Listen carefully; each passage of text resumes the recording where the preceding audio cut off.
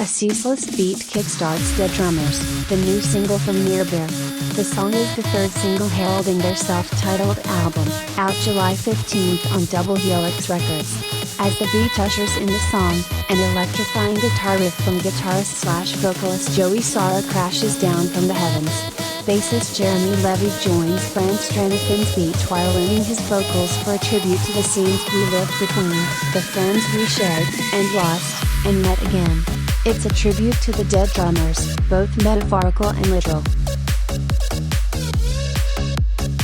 This one was the very last tune that we recorded, Joey tells Hollywood Life.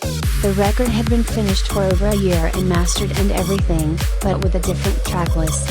Our buddy, Ethan, who produced the record, was moving into a new studio and needed a band to test out the new space, so we were his guinea pigs.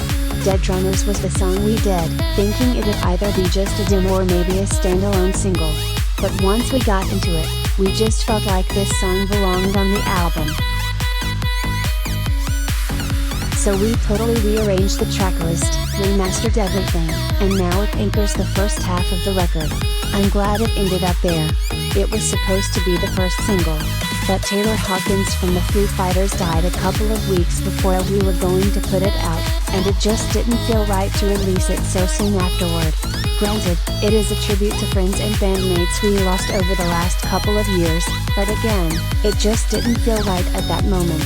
So we made a band decision to bump this to our third single out of respect. Sometimes songs take forever, and I will nitpick and tinker with lyrics and arrangements, Joey says when discussing how hard it was to channel those emotions into a song.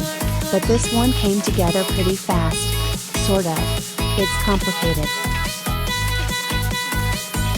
Two different dudes who I've been in bands with over the years died within like 6 months, he continued.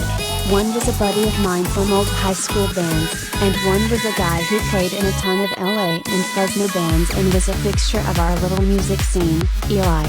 He drummed for this band we did called the Dog Creeps, but we only played like 3 shows.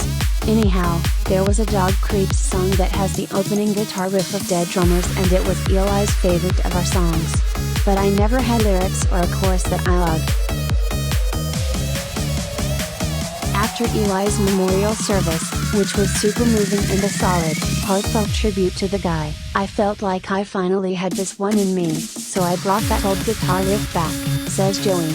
But now I had something more substantive to sing about. And the lyrics came out fast, warts and all. It's a rock and roll grief song and, yeah, a tribute to the folks we've lost over the last few years. The song was recorded and finished in the studio before we'd ever played it live in front of people, but now that we have, it does feel cathartic every time. Nearbeer aims to establish this new band as an indie punk rock powerhouse. The band boasts a pedigree, with members playing in groups like Fakers, the Henry Clay People, and I Make the Sound. Nearbeer arrives 10 years to the day since the last full-length of my old band came out, Joey tells Hollywood Life. That record was called 25 for the rest of our lives and was all about quitting music and trying to be okay with that decision.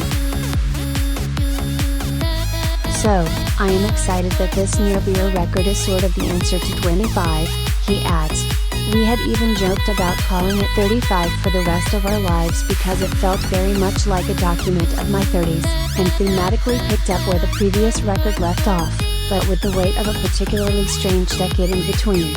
I feel like a different person now, but still a lot of the songs and themes have a nice continuity from the old band to the new band. And I'm very happy that I still have music in my life. I enjoy it too much to just walk away. So, I am very proud that Nearbeer helped me make peace with the fact that I'm always going to have music in my life in some form. Nearbeer arrives on July 15th.